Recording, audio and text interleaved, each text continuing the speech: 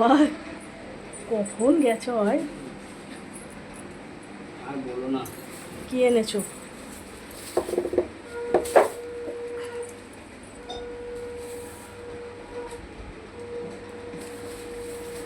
আলু নিয়েছো?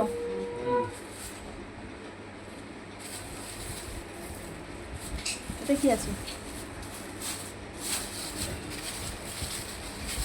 আম কত করে চলছে এখন আম?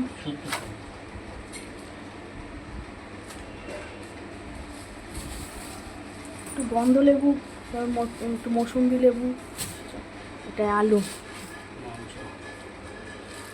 টিফিন কি এনেছো?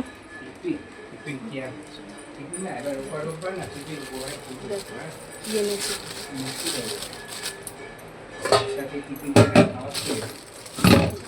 দেখো